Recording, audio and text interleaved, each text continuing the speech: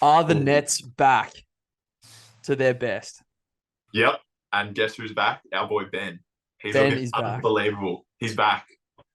Wow, he had an awesome performance today. So today, the Nets just came out and murdered the undermanned Grizzlies, 127 to 117. Now, that was a team without Jar, Bane, Triple J. It was a scheduled loss, but some of the signs we saw from Ben Simmons coming down with 22 points in the end, getting to the rim with ease was something that I saw him do for the first time this season and in a couple of years now. Getting back to that pace, that quickness that he used to play with at such a high level for so many, like so long, was awesome to see.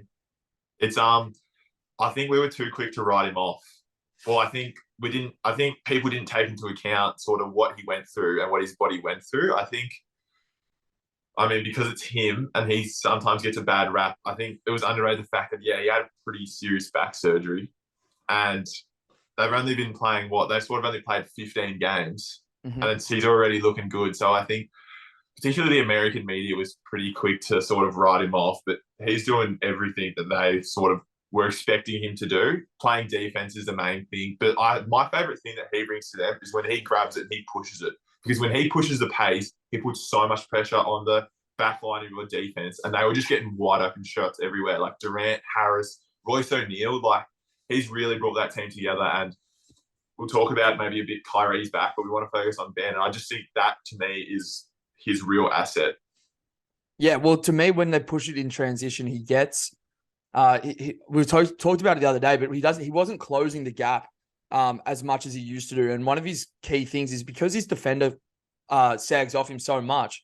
When he comes off handoffs or pick and rolls, the defender's so far back that there's easy jump shots for some of the best shooters in the world in KD, Kyrie, some of the guys on their team. Watanabe's been playing really well. Joe Harris is still a knockdown shooter, even though he's been struggling recently. But that's something that I saw him getting back to today. Those little quick pin down handoffs coming off those screens and just like getting wide open shots for these guys. He was a plus 19, best on the floor today, which was an incredible performance from him.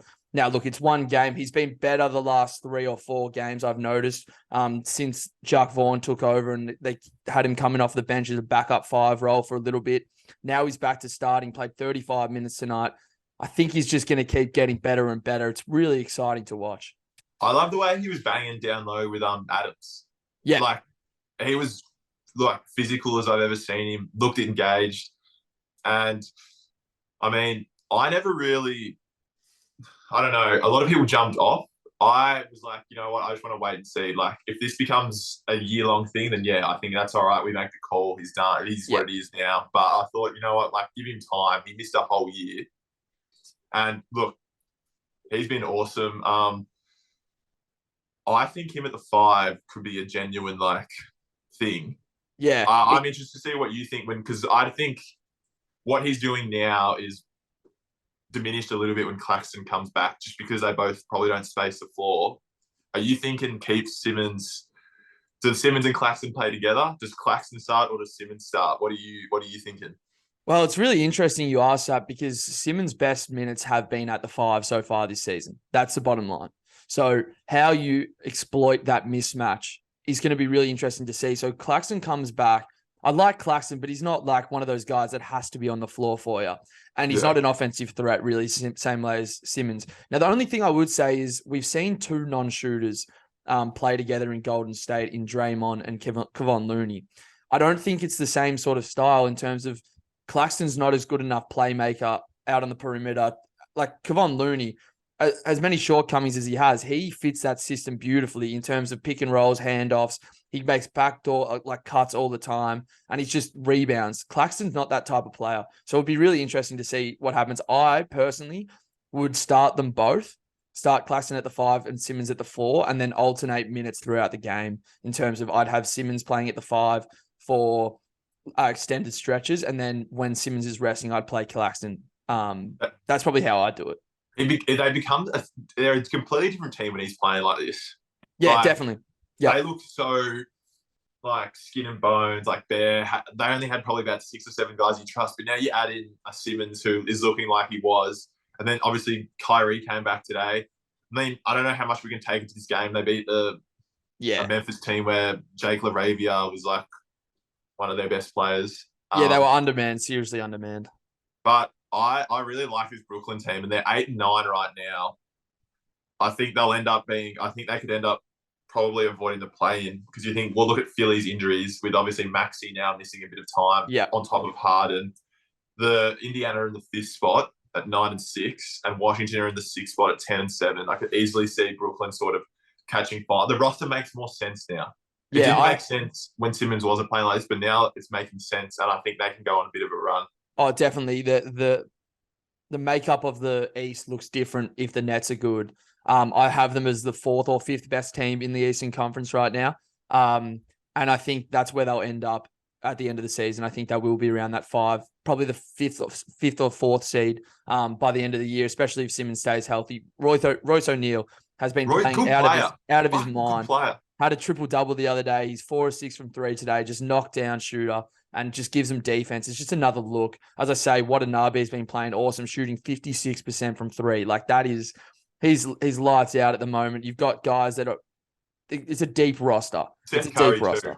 Don't underestimate having another guy out there who can hit a shot and play make a little bit. I think he's not even back like properly yet. Like he's nowhere near his best. And when he gets back there and having another shooter, as I say, coming off these handoffs with Simmons, it's scary. It's good to see. It didn't take us long to buy back in, didn't it? I mean, that just shows the level of talent on the roster. Like, I'm not 100% bought in. I will say I have my reservations about who's going to be on the floor for them when it really matters. Whether Kyrie is back properly is a real big question mark for me. Simmons' health is always a question mark, and Durant's health is always a question mark coming like in a long season. So their crunch time 5 is looking like Simmons, Durant, Irving, O'Neal, Curry. Harris. Oh, yeah, Curry. Yeah, I could play one of Curry. the two. So, I mean, that's getting cooked defensively in the backcourt. Like, and no rim protection either. Yeah, but it's also like that's elite like offensive spacing. Like elite. Yeah, like that's 4 guys on the court who can like hit a shot. And I don't know. Like, I feel like I think look at all the other good teams in the East apart from Philly who have Embiid tend to probably go small in those last. Yeah, the worry is if you're playing against a guy like Giannis, they have Giannis and Brook Lopez on that lineup, Simmons. And Lopez is in as good form as he's ever been in. You need Simmons to really like. That's where he can have the biggest impact in the team is getting back to that top 3 defensive player in the league, guy who can switch out on guards and handle them. We saw him really give it to Damian Lillard the other night, and then today battling Steven Adams. It's good to see, and I'm happy for him. I think he's copped a lot over the sort of the last year. Whether you think it's his fault or whatever, I just think it's nice to see him out there playing well. Definitely. Now, the next game for the Nets, this is going to be must-see TV. Get your popcorn ready. It's going to be Wednesday, 11:30 in Australia, Tuesday night over in the States. Ben Simmons and the Brooklyn Nets travel to Philadelphia to take on the 76ers. It's going to be hostile as anything. The boos are going to be reverberating through the whole city of Philadelphia. It's going to be absolutely insane. Can this guy play at the level we saw today against his old former side? Well, Philly, notoriously aggressive fan base who aren't scared to boo, let alone the other team. Like, they'll do it to their own guys. And he's going to walk into an absolute cauldron of fire. Like, that is just going to be, it's probably already sold out, but that'll be must-see TV to see probably the most, since maybe LeBron went back to Cleveland, like the most animosity we've seen from fan base towards player, and even like the Embiid to Simmons, like, mate, I can't wait. And Embiid and Durant always get into it with each other as well every game. So it's just going to be a nuts game. You know what I reckon will happen? I reckon Durant will have like 40 in that game just because, like... Yeah, he'll cook. He's sort of like he's part of it, but he's not quite part of it. So he'll thrive off the atmosphere, and I reckon he'll get buckets. But, God, I can't wait. That's probably the number one. I think we might even touch on this on the pod or maybe put on the Instagram. We can go through like the biggest comebacks. Obviously, LeBron, that was in a world of itself, but this one's going to be right up there. Mate, it's going to be an absolute epic. Yeah. No, I can't wait. We'll have to have a chat after it.